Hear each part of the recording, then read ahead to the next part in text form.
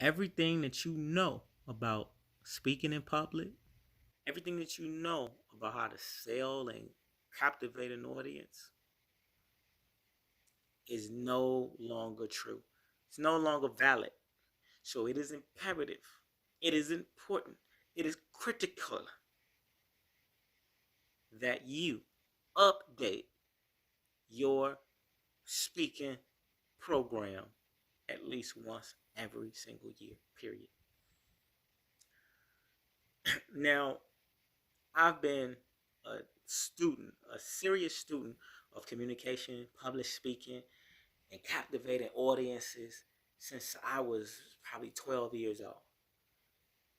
And I've known for years that some things are just gonna always exist, skills that you learn. But the reality is, with the internet and these new mediums, the way people communicate is constantly changing. So just because you learn some traditional stuff 5 years ago about speaking, that doesn't mean it's going to apply today, and it definitely don't mean it's going to apply across different mediums. So somebody could tell you about, let's say you know, an old rule of thumb. I'm gonna give you a couple of them that used to apply that no longer work, or they work, but we got to realize that most people are telling using storytelling skills as if it was 2013, you know, and they just don't apply no more. You know, it's like trying to run a TV commercial, but you try to run it on that same commercial on Instagram or on YouTube. People are not going to respond to it the same because they're in a different mindset on that platform. So you have to, one, make your stuff shorter. One, you got to make it more engaging. One, you know, you just got to adapt, understand that people attention span are way just lower than ever. So, like at one point in time, everything was about being politically correct, saying everything that's right. Like as a speaker, you want to be politically correct. Well, now we're living in the era of disruption. That shit don't exist no more. Now it's like you have to say things that are going to make people stop and say, "What?" Like you got to have a pattern interrupt. You got to interrupt what a motherfucker is thinking to say, "Nigga, you ain't talking about shit." Excuse my language, but you got to know how to shake things up. So that's why if you're a speaker, sometimes it's okay to curse, as if that's authentically who you are. And of course, you have to be in the right crowd. Of course, it has to fit your brand. You know, it got to be authentic. You can't just be cursing just to be cursing.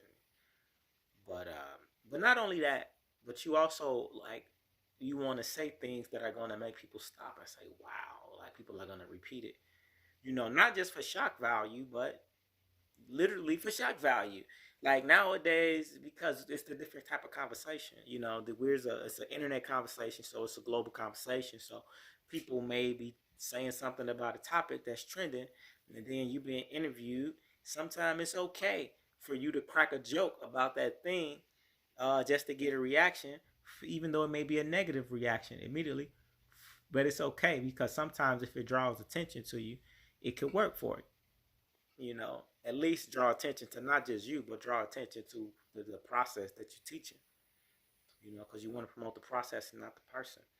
You know, but sometimes you do need to have to raise awareness to a cause by interrupting people's point of reference or how they think about a certain topic because everything is changing, and that's real. It's gonna continue to change. We know we talked about attention spans are changing. I remember it was a time when people could sit in a room and they could just sit up and people would read whole books or people would, you know, talk to each other. I remember being a child and we could sit in the bed at night, like you have a sleepover, and you talk to your cousin or something, and y'all just telling each other stories, you know, like 11 years old, you know, 10 years old, telling each other stories. Now that's, man, it's like it happens, but it's rare because we're so overly stimulated, you know. The levels of dopamine and shit that's going on in people's minds is so high, so busy. So now we gotta slow them down. We gotta understand that people's communication now is more of a not just a ear experience, not just an audio experience, but it's now more of a holistic. It's about, can people feel you? Can people smell you? Can people taste what you're talking about? I mean, can they really relate to you? You know what I mean? Does it fit their palate? And so you don't worry about ones that don't like it, because their palate, may not be set for you, but it's guaranteed somebody else's palate's for them. So with that being said, man, I just wanted to just share with you, like, when it comes to speaking, you want to constantly upgrade. Don't think because you took a speech class in college, or you went to a Toastmasters meeting, or you've had some success as a speaker, that the shit that you did last year is going to be relevant this year. Because the reality is, the same motherfucking speech that you did at your last group of people may not work for the next group of people, because every audience is different. So think on that and do something about it, motherfucker.